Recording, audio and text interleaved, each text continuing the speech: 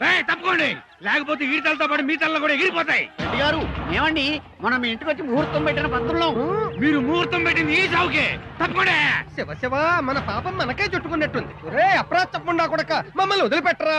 వదిలితే నేను చస్తాను. వదలకపోతే మమ్మల్ని చంపేస్తాడు రా. నీ పెండ ఫ్రిడ్జ్ లో పెట్ట వాటలరా. అయ్యో శివ శివ. బావా ఇక్కడ దాక్కుందాం రండి, ఈ పూల కింద దూరండి.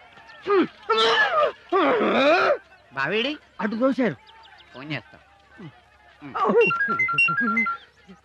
ఓం నమ శివాయ. ఎక్కడున్నావు బావా?